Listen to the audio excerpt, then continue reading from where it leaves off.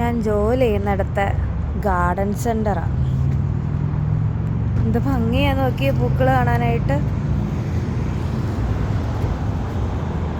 Cosmos എന്നൊക്കെ പറയുന്ന വെറൈറ്റിയുടെ കുടുംബത്തിൽപ്പെട്ടതാന്ന് തോന്നുന്നു കണ്ടിട്ടത്. ഇവർക്കിങ്ങനെ പ്ലാന്റേഴ്സ് പോലത്തെ സാധനങ്ങളും ഉണ്ട്.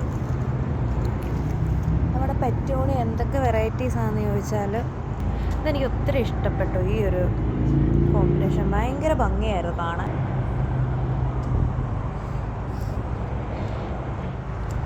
നാടേതായാലും ഇവൻ തന്നെ രാജാവ്. ചൈനീസ് ബോൾസ് നിൽക്കണ നോക്കി. പക്ഷെ ഇതിനത്ര ഓട്ടമില്ല ഇവിടെ. അതിന് കാര്യമായിട്ടൊന്നും ചിലവാവുന്നില്ല. കാക്ടസിലും പൂക്കൾ എന്ത് ഭംഗിയാന്ന് നോക്കി കാണാനായിട്ട്. ത്രൂ ഔട്ട് ഇയർ ഉണ്ടാവുമെന്നാണ് എൻ്റെ മാനേജർ പറഞ്ഞു തന്നത്. ഇതെൻ്റെ ഇവിടുത്തെ തക്കാളിയിൽ ഒരു കുഞ്ഞ് തക്കാളി ഉണ്ടാക്കി കിടക്കുന്നത് ഒന്നല്ല, 2 എണ്ണത്തോളം ഉണ്ട്. എവിടെയോ ഫോറസ്റ്റ് ഫയർ തുടങ്ങിയിട്ടുണ്ട്. കാര്യമായിട്ട് ഫയർഫോഴ്സിൻ്റെ വണ്ടിയൊക്കെ പോകുന്നത് എവിടെ നോക്കിയാലോ കാണാം. കണ്ടോ, ബിഗോണിയ എവിടെ പോയാലും രാജാവ് തന്നെ.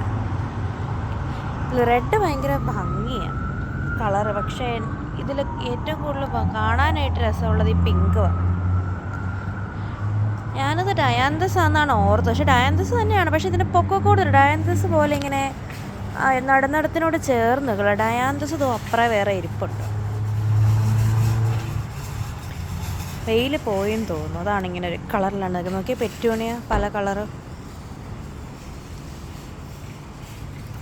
എല്ലാം പെറ്റൂണിയാണ്. ലില്ലി പോലെ, ലില്ലിയാണോ ഡെയ്സി പോലെ ഇരിക്കുന്നു. ഡെയ്സി ആണോ ഇനി? പക്ഷെ ഡെയ്സിയുടെ ഇല അല്ല, നമ്മുടെ ഡാലിയ. ഇതൊരു വെറൈറ്റി. ഇതൊരു റെഡിൻ്റെ. ഇതിപ്പോൾ വെയിൽ കണ്ടമാനം ഒരു മെറൂൺ ഷെയ്ഡായിരുന്നു. പക്ഷെ വെയിൽ കണ്ടമാനം അടിക്കുന്നതുകൊണ്ട് ഇങ്ങനെ ആയിപ്പോയതാണ്. ഇത് പിങ്കും പർപ്പിളും എല്ലാം കൂടി ചേർന്നൊരു കളറ്.